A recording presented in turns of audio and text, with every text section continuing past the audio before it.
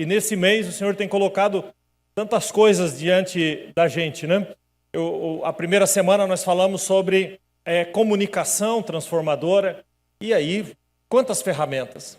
Na semana passada nós falamos sobre sabedoria transformadora e como foi importante para nós. Paulo, escrevendo aos Efésios, capítulo 5, ele diz assim: portanto, prestem atenção na sua maneira de viver.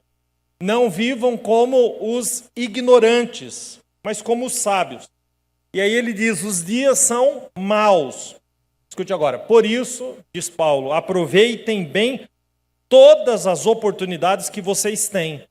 Não hajam como pessoas sem juízo, mas procurem entender o que o Senhor quer que vocês façam.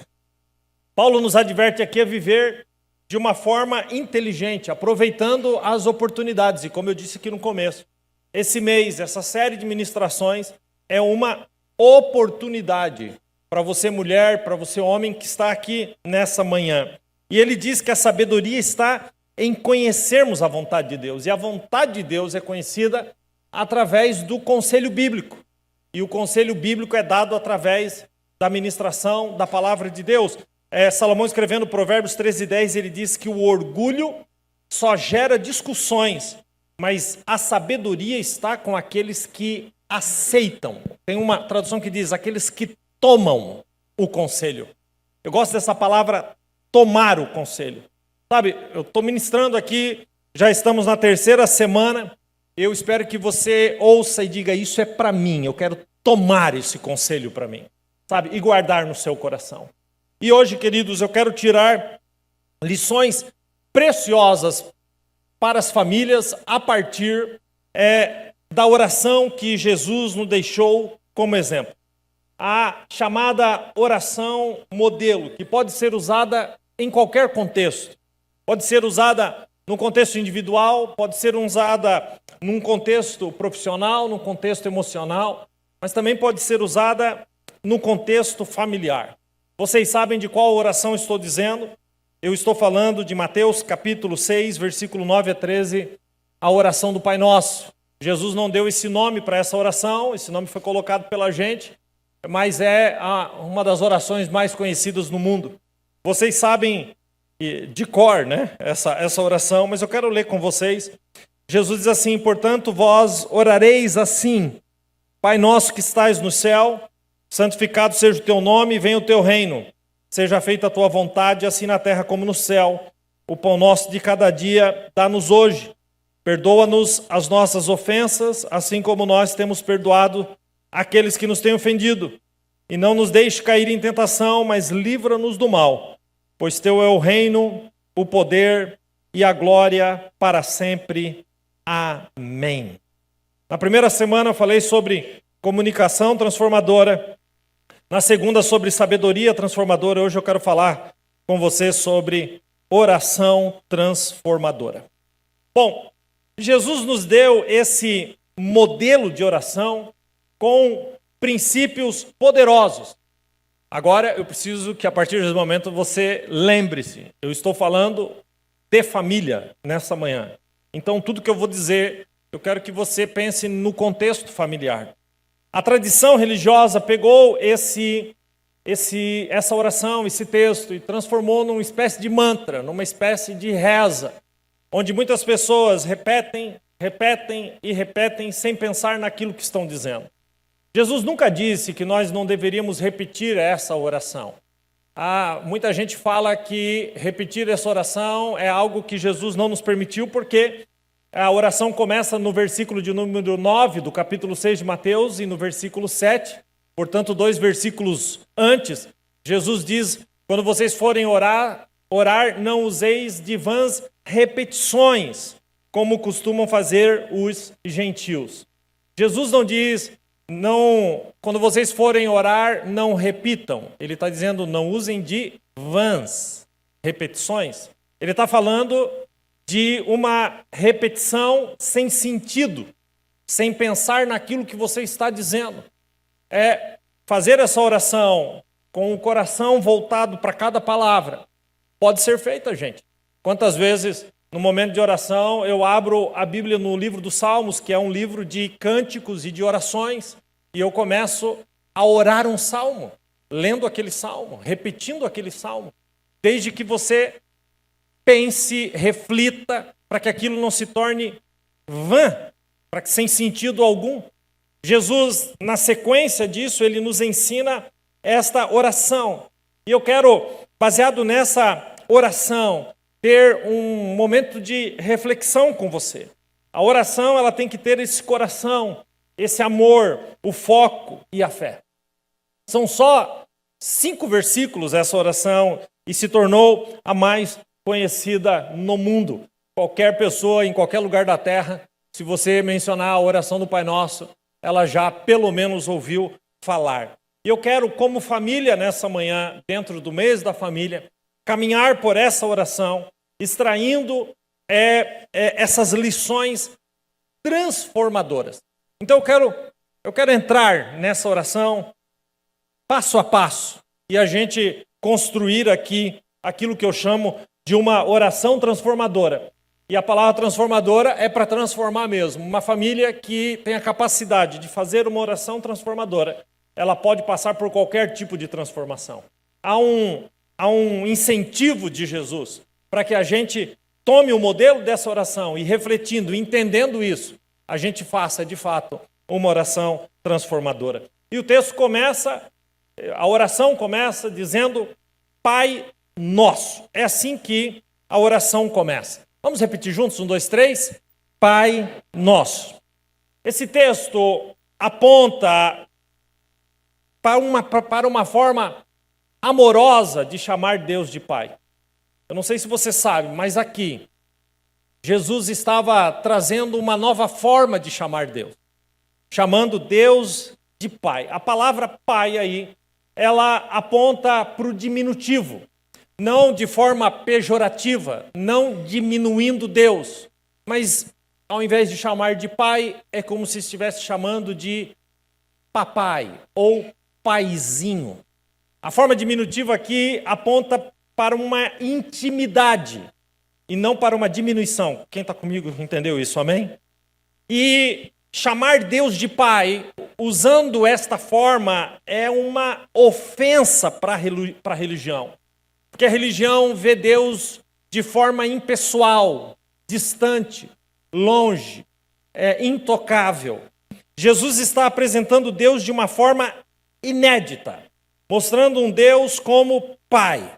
Ele está deixando claro que Deus não é um Deus assustador, mas Jesus apresenta um Deus Pai que se importa com os filhos e quer abençoar os filhos.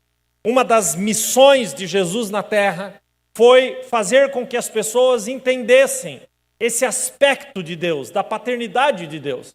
Um pouco depois aqui, em Mateus capítulo 7, é importante dizer que a oração do Pai Nosso está dentro do Sermão da Montanha, Mateus 5, 6 e 7. E dentro desse mesmo sermão, agora no capítulo 7, a oração está no capítulo 6, Jesus vai fazer esta comparação. E ele diz no versículo 9, 10 e 11, nós vamos ler juntos: E qual dentre vós é o homem que, pedindo-lhe pão o seu filho, lhe dará uma pedra? E o filho, pedindo-lhe peixe, lhe dará uma serpente?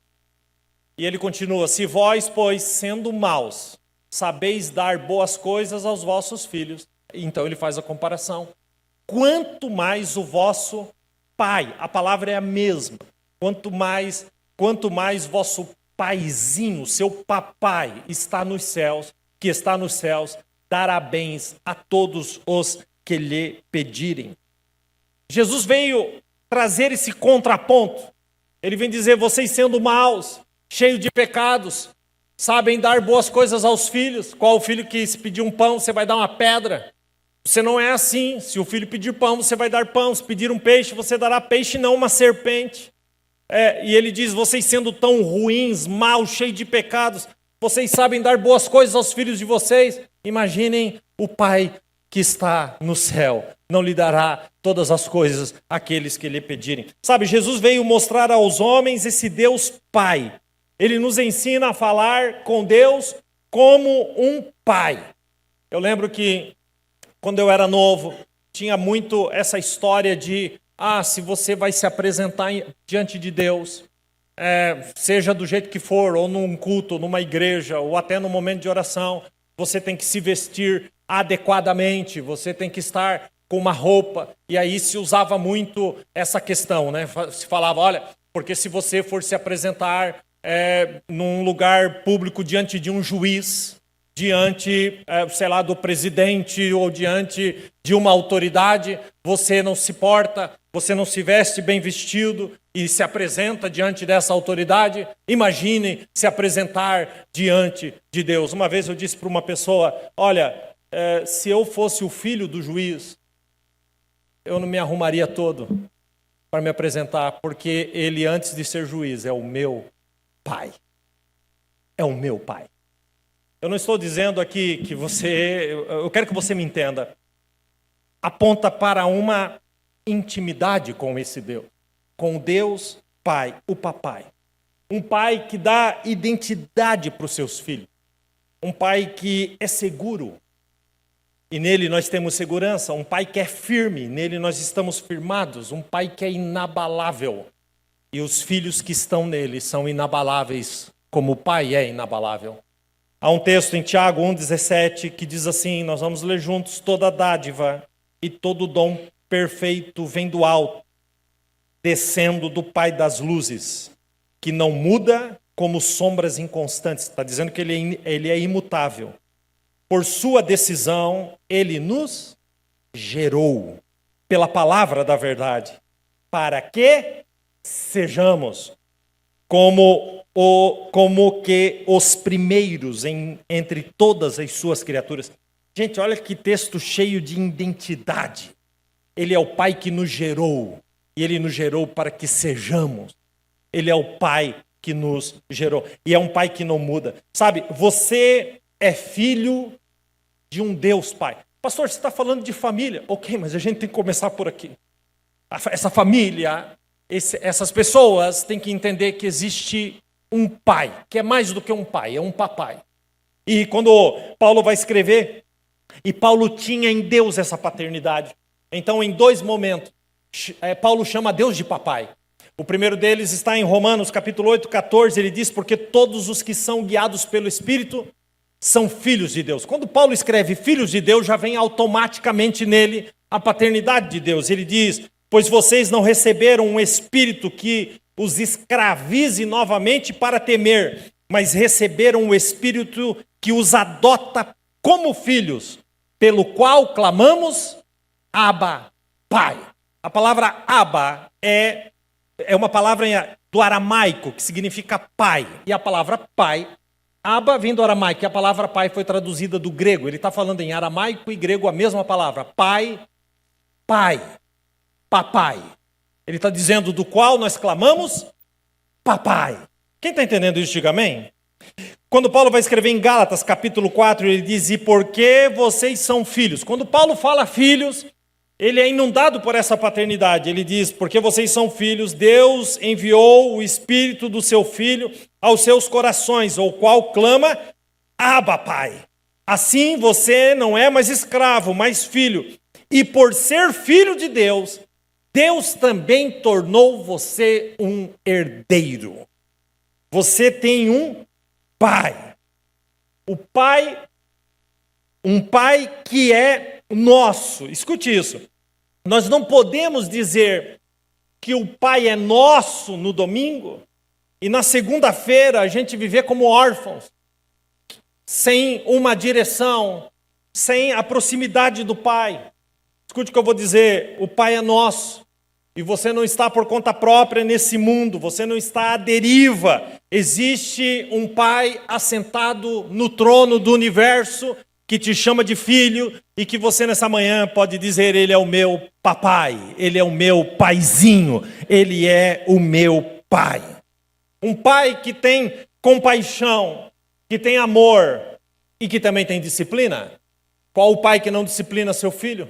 Quando eu digo que o pai tem compaixão, Salmo 103 diz, como um pai que tem compaixão de seus filhos, Assim é o Senhor que tem compaixão por aqueles que o temem. Quando eu digo que ele é um pai amoroso, João escreve: vejam como é grande o amor do Pai que ele nos concedeu de sermos chamados seus filhos. Mas Deus também disciplina. Provérbios 3:11, o Senhor diz, Salomão escrevendo diz: filhos, não desprezem a disciplina do Senhor, nem se magoem com a repreensão, porque o Senhor disciplina quem ama, ele faz como um pai disciplina o seu filho. Quantos aqui têm um pai? Diga amém. Nós temos um pai. E o mais maravilhoso é que é um pai nosso. Observe agora que ele não fala no singular, mas ele fala no plural, no coletivo. E sobre o que eu estou pregando essa manhã? Sobre famílias. Você pode se levantar nessa manhã e dizer: na minha família, o pai é nosso. Não é apenas meu, mas é nosso. Vamos dizer juntos? Pai nosso, 1, 2, 3. Pai nosso. Olha que lindo agora. A oração continua. Pai nosso que está no céu.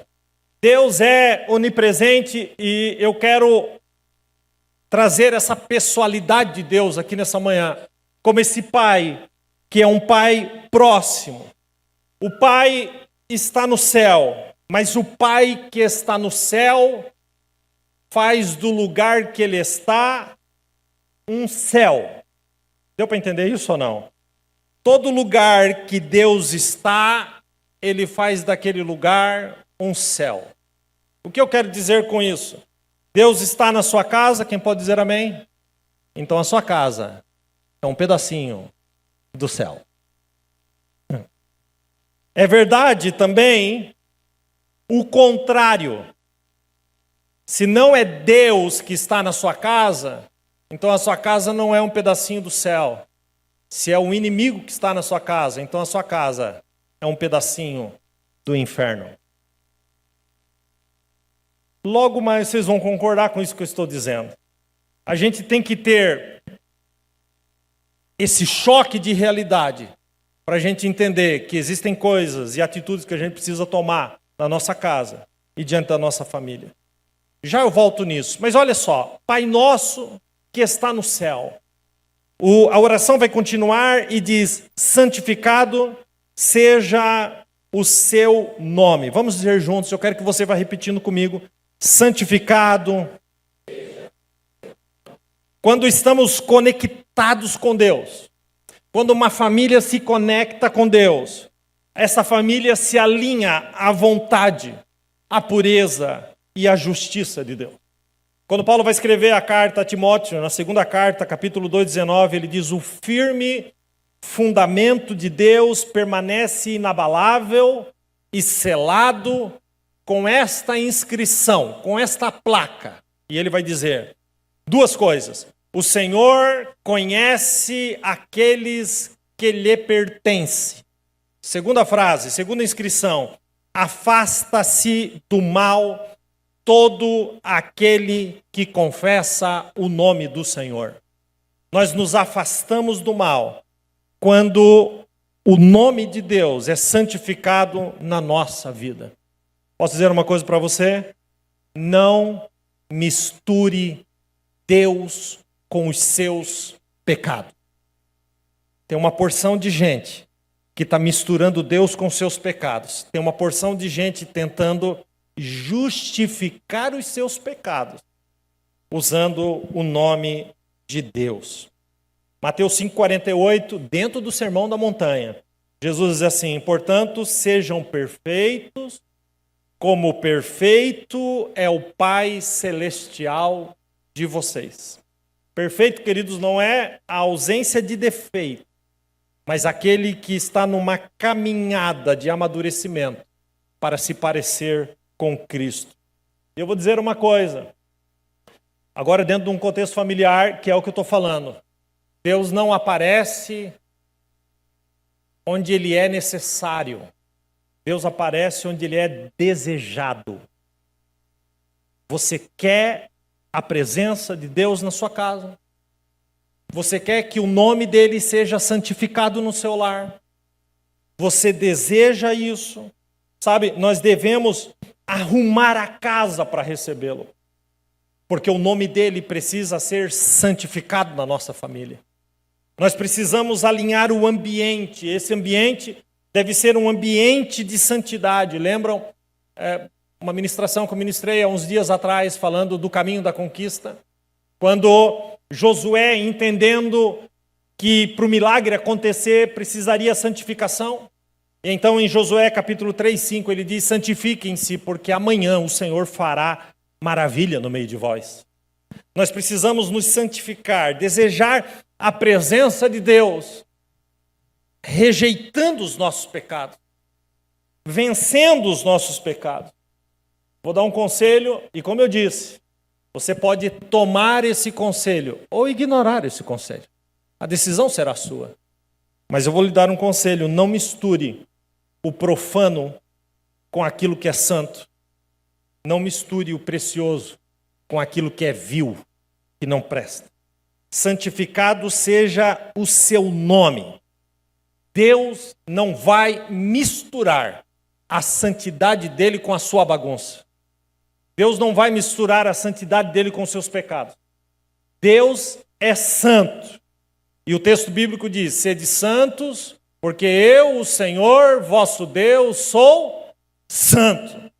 Há uma convocação à santidade. É nós nos levantarmos na nossa casa e dizer: aqui não, aqui o nome de Deus é santificado. Santificado seja o seu nome. Sabe, a presença de Deus precisa gerar dentro de uma casa duas coisas: a convicção do pecado. É ter a plena certeza de que aquilo está errado, equivocado, e que aquilo é pecado, coisas que estão acontecendo. E a segunda coisa, a santidade de Deus revela em nós aquilo que não é santo. Primeiro, traz uma convicção de que nós precisamos de um alinhamento. E a segunda, ele nos mostra exatamente aquilo que não é santo em nós. E o mais engraçado é que a maioria de nós já temos essa resposta, mas continuamos insistindo nos mesmos pecados. Santificado seja o seu nome, a oração continua. Eu estou falando para família. O que essa família pede? Venha o teu reino. Vamos ver juntos? Venha. O reino é estabelecido por um rei. Um reino tem valores. Um reino tem leis. Um reino tem regras. Os primeiros 5 livros da Bíblia, chamado de Pentateuco, eles mostram Deus estabelecendo uma nação. E para estabelecer essa nação, Deus coloca leis em todas as áreas, até na área de higiene do povo. Deus estabelece leis.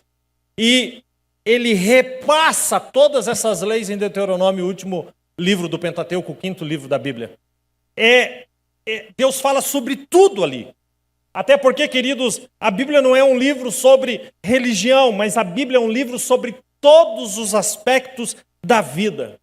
E viver no reino exige de nós viver de acordo com o rei. Quando o reino vem, o seu domínio também vem. É por isso, gente, que Jesus deixa claro o que acontece quando esse reino é estabelecido. A vontade do rei é estabelecida no reino. Eu estou falando sobre o que essa manhã? Família. Quando o reino vem nesta família, a vontade do rei é estabelecida nesta família. E toda a família, eu sei que se eu perguntar aqui, se eu chamasse você e pegasse você de surpresa e perguntasse qual é o seu objetivo para a família, me diga agora. Você talvez diria: criar os meus filhos? Comprar uma casa porque a gente quer avançar? Qual seria a tua resposta? Bom, Jesus, dentro do Sermão da Montanha, ele dá o conselho, como estou falando de família, eu quero dar esse conselho para a família. E ele diz em Mateus 6,33, busquem Primeiro, o reino de Deus e a sua justiça. Tá, pastor, e o resto? Ele diz, e todas as demais coisas vos serão acrescentadas. A prioridade de toda a família deveria ser buscar o reino, estabelecer o reino, a vontade do rei dentro deste lar. Escute, quem não recebe, escute isso, quem não recebe o reino, nunca entrará no reino. Uma vez Jesus comparou a entrada do reino a um coração santificado, que é o que nós falamos agora há pouco. Observe como a oração vai crescendo. E Jesus vai comparar o coração daquele que está num processo de santificação ao de uma criança. Observe uma criança, eles brigam e daqui a pouco eles estão brincando de novo. As crianças perdoam com facilidade. As crianças se machucam, estão chorando e de repente estão correndo. E já nem lembram que se machucaram. Não lembro que foi o amiguinho que tropeçou e que fez ele tropeçar. E aí, Jesus falando em Marcos 10, 14, Jesus disse, deixem vir a mim as crianças e não as impeçam. E aí Jesus vai destravar uma chave. E ele diz, pois o reino de Deus pertence aos que são semelhantes a elas. Aí Jesus vai escalar. E ele diz, digo-vos a verdade. Olha como isso sobe. Digo-vos a verdade, 2 pontos. Quem não receber o reino de Deus como uma criança, nunca entrará no reino. Então Jesus, ele vai escalando a revelação e ele diz, aquele que não recebe o reino também nunca entrará nele. Se você não recebe o reino na sua casa, você também nunca entrará no reino. Quem está entendendo isso, diga amém. Por isso ele diz, venha na oração, um coração em chamas, dizendo, venha o teu reino para minha família, venha o teu reino para o meu casamento, venha o teu reino para os meus filhos, venha o teu reino para minha casa. Bom, uma vez que esse reino é estabelecido, o que acontece? A oração continua. Seja feita a tua vontade, assim na terra como? Vamos dizer juntos? Seja feita. O desejo de Deus é que o padrão do céu se manifeste na terra. Como eu estou falando de família, o desejo de Deus é que o padrão do céu se manifeste dentro da sua casa. Entenda aqui terra como a sua família. A vontade de Deus na terra é estabelecida através de nós. Deus nos usa para isso. O rei, queridos, todo reinado tem o seu rei. E o seu rei tem os seus representantes. Os representantes do rei são chamados de embaixadores. Um embaixador é um representante oficial de um país diante de outro país. Ele representa o seu país. O reino tem um rei. O rei tem os seus representantes. E os seus representantes são chamados de embaixadores. Então Deus se manifesta através desses que representam o seu reino. Quem está entendendo? Deixa ficar mais fácil eu mostrando um versículo para você, 2 Coríntios 5:20. Portanto, o que está escrito ali? Somos embaixadores de Cristo. Olha, como se Deus estivesse fazendo seu apelo por nosso intermédio. Olha que coisa linda. Agora, dentro de um contexto de família, o reino de Deus é estabelecido dentro de uma casa e essa casa se torna uma casa embaixadora do céu. Quem está entendendo isso?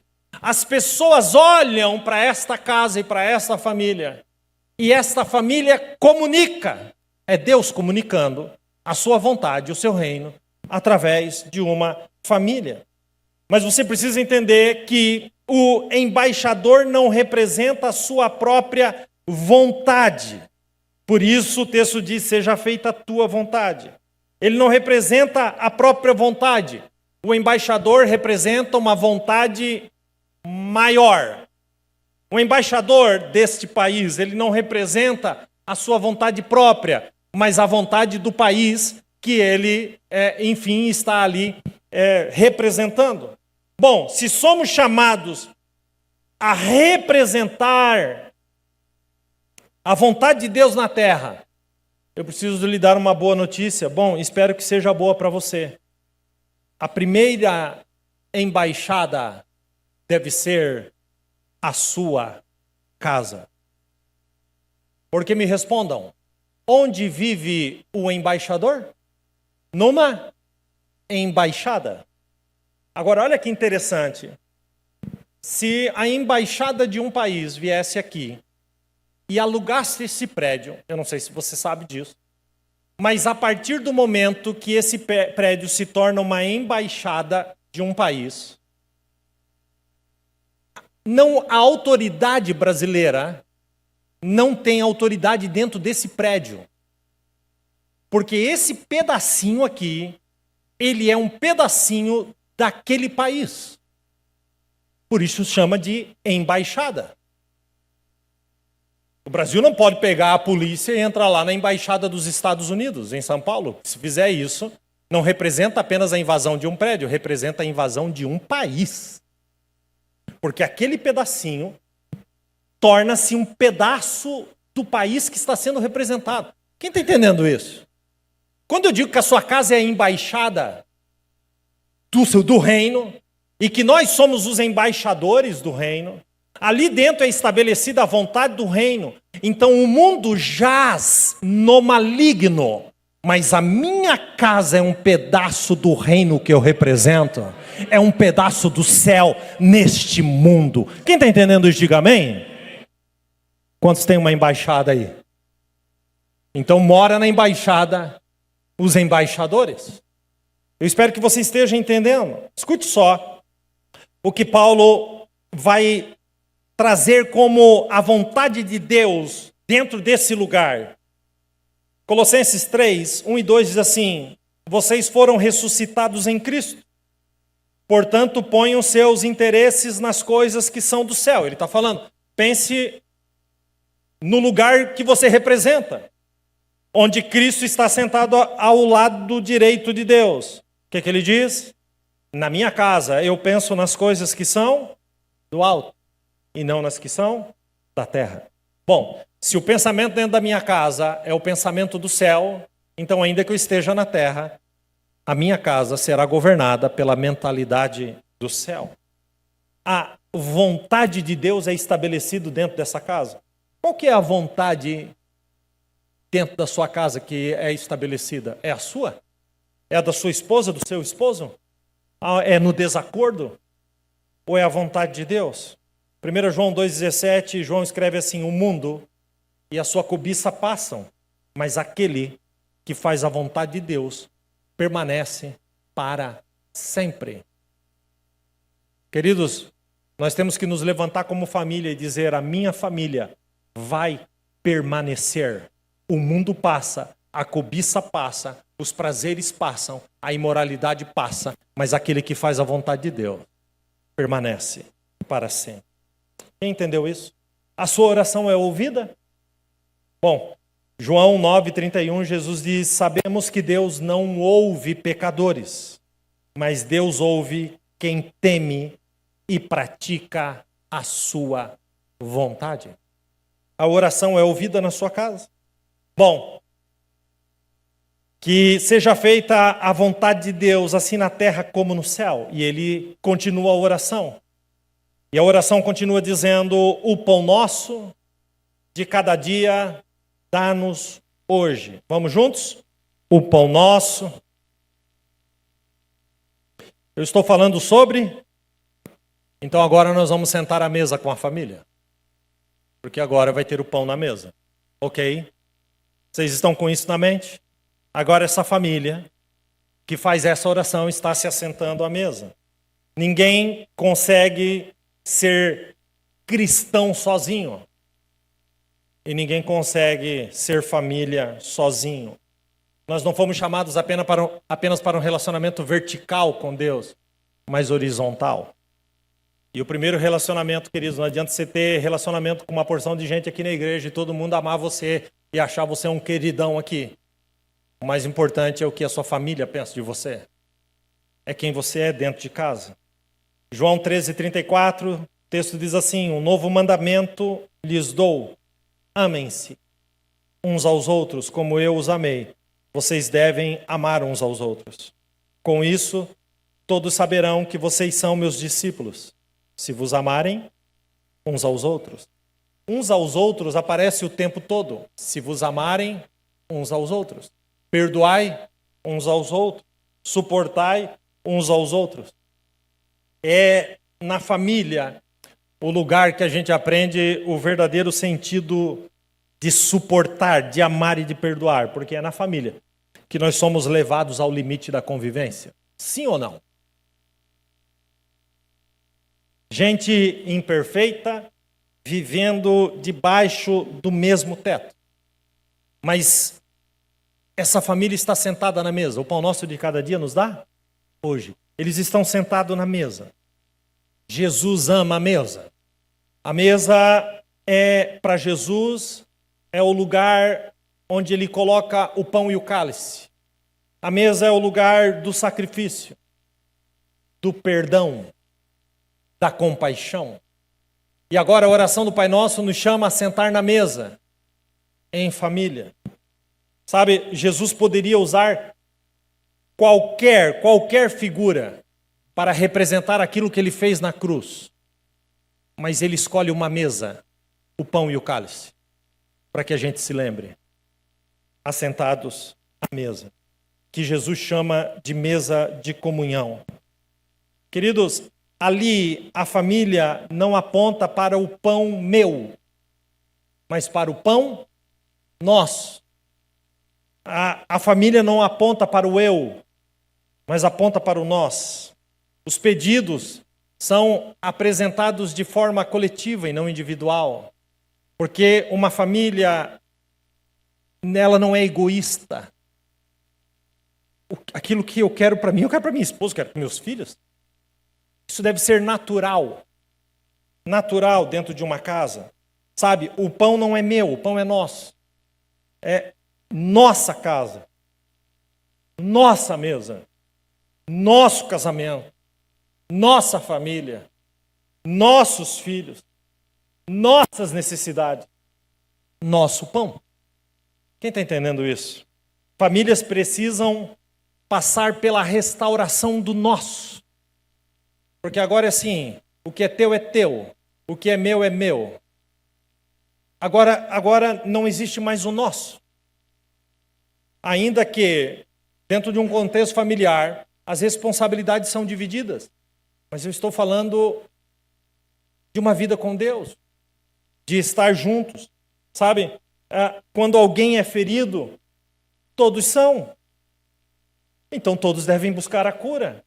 Quando alguém é sarado, todos são.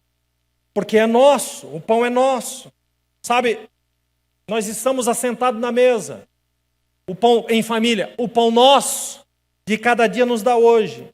Nós estamos falando sobre família. Eu quero que você mentalize isso agora, você sentado na sua mesa com a sua família. Mentalizou isso?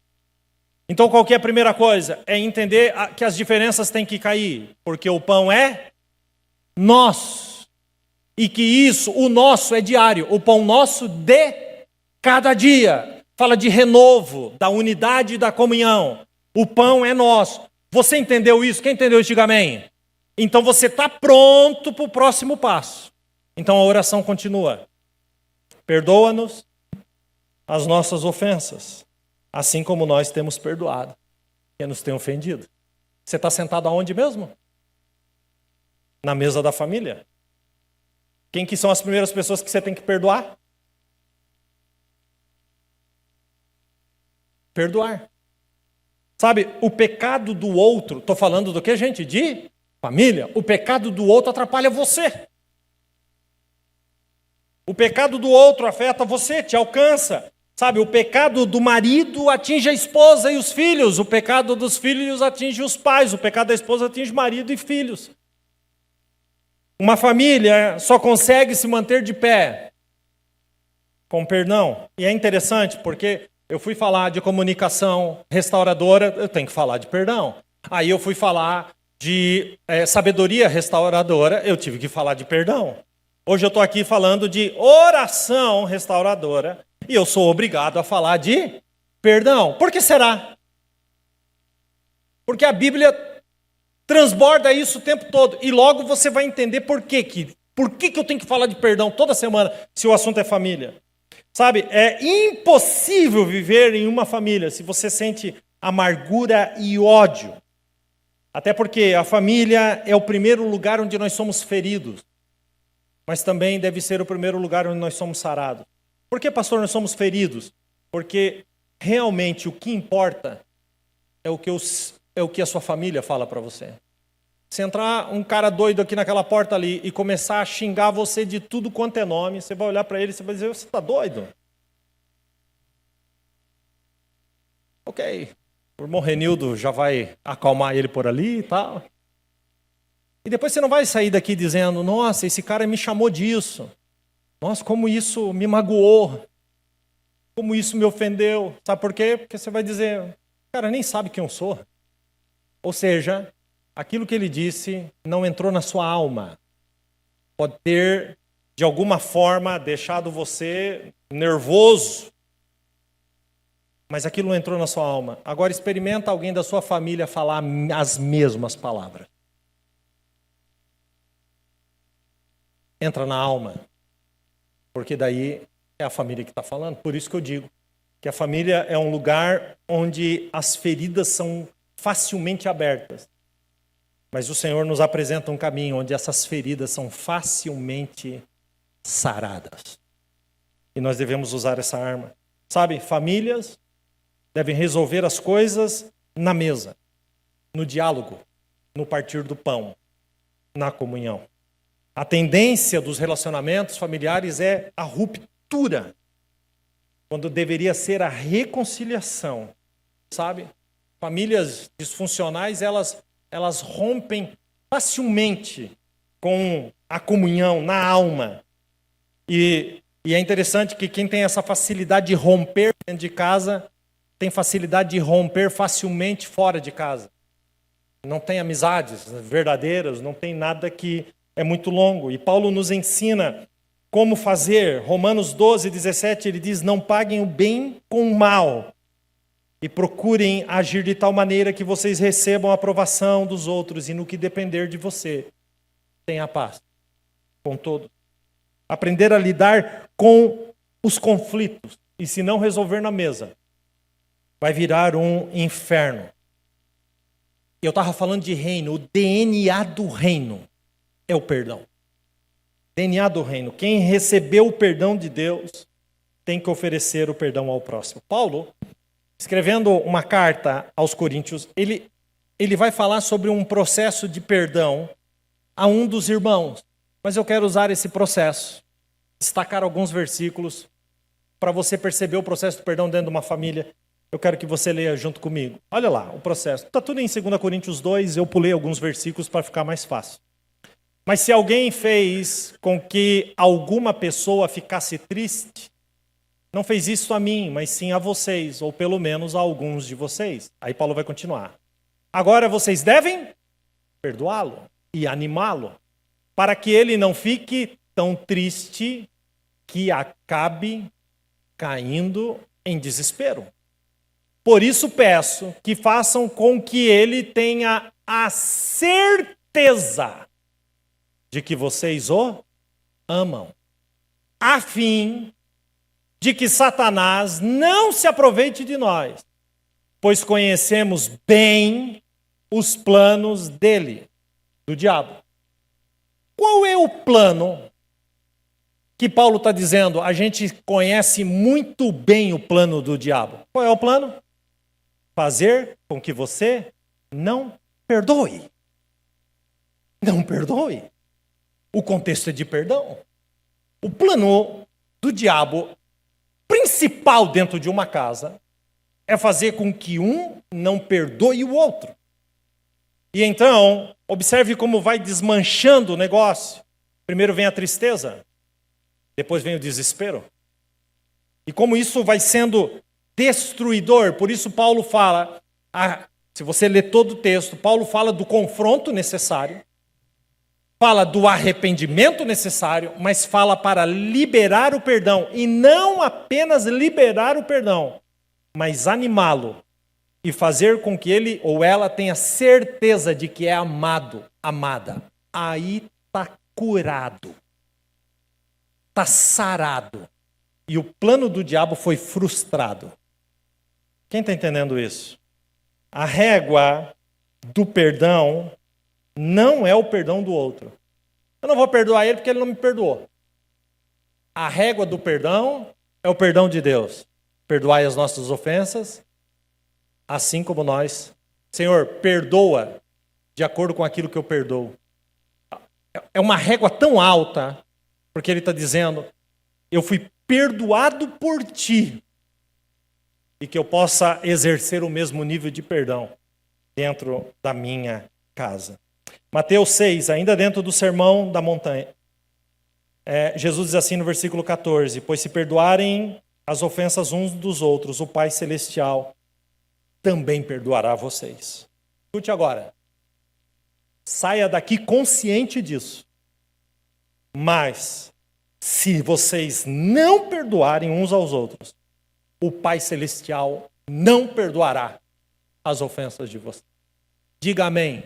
Amém. Pronto, você entendeu. Está sobre você. Bom, nós estamos sentados na mesa.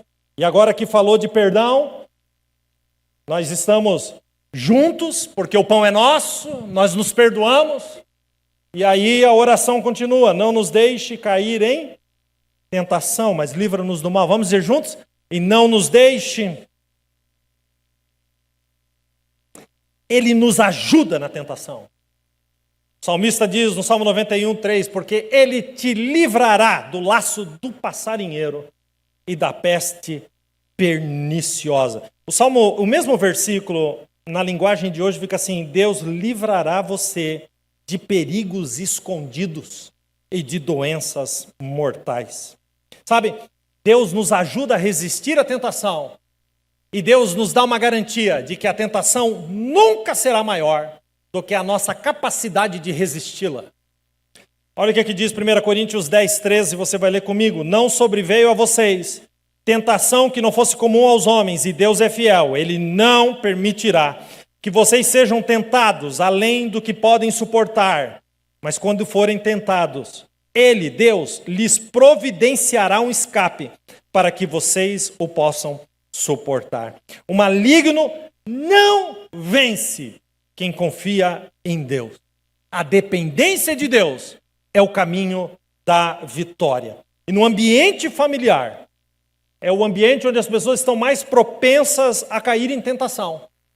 Tentação do vitimismo, tentação da raiva, do rancor, da vingança, da imoralidade, da pornografia e daí por diante.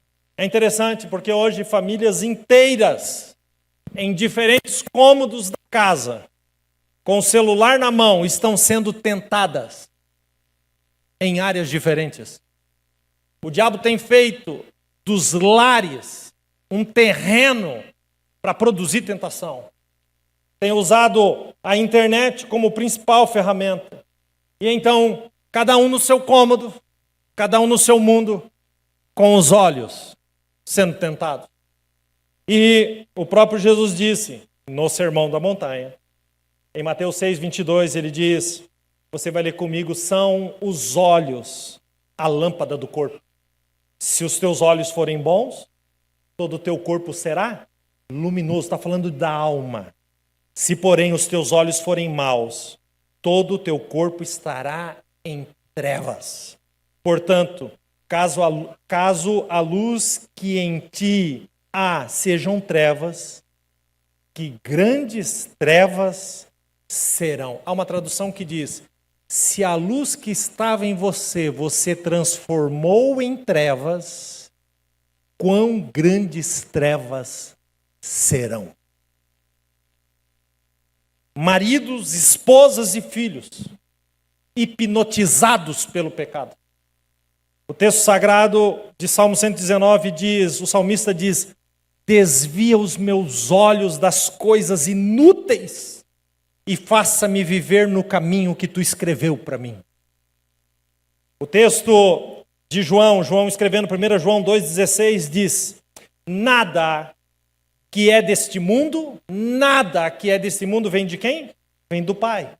Os maus desejos da natureza humana, a vontade de ter o que agrada aos olhos e o orgulho pelas coisas da vida, tudo isso não vem do Pai, mas do mundo. O mundo passa com tudo aquilo que as pessoas cobiçam, porém aquele que faz a vontade de Deus vive para sempre. Observe a coletividade da oração. Não nos deixe cair em tentação.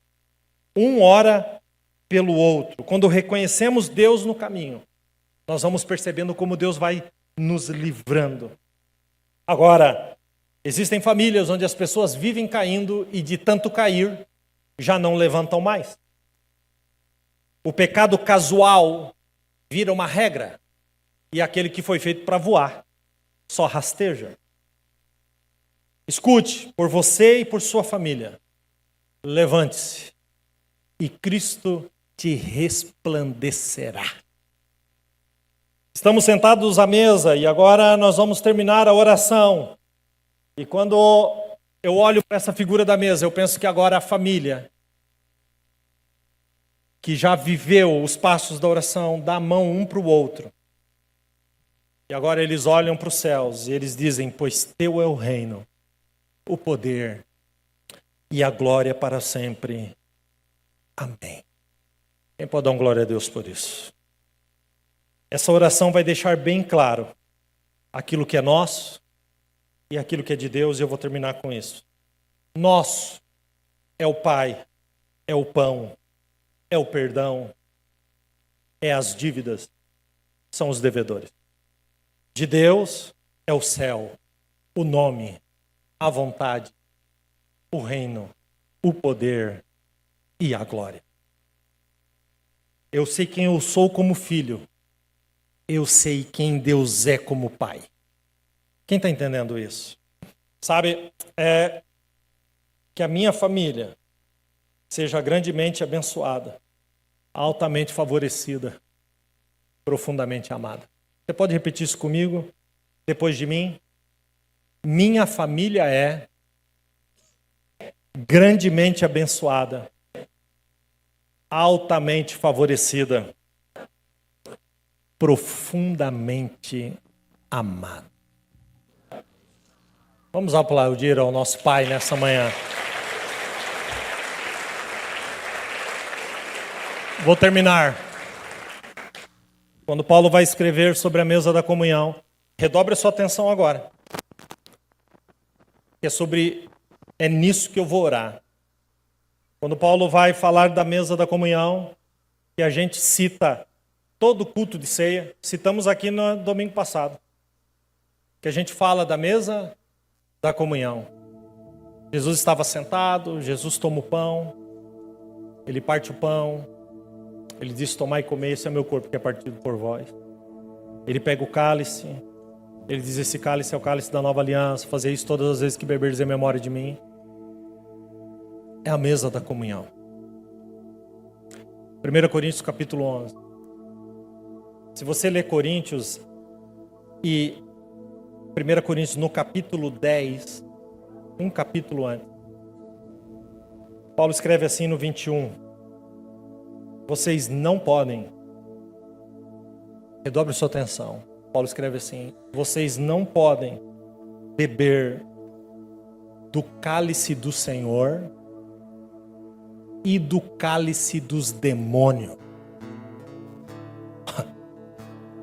Caramba, isso é muito forte. Aí ele continua e ele diz, vocês não podem participar da mesa do Senhor e da mesa dos demônios. 1 Coríntios 10, 21. E aqui isso me confronta, porque a gente acha que tem a mesa da comunhão e se eu não estou legal... Não, meu irmão.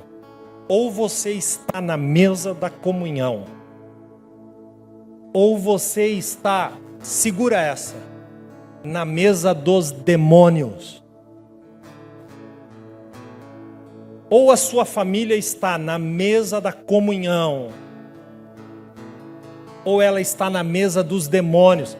Paulo fala rasgado para chocar quem ouve.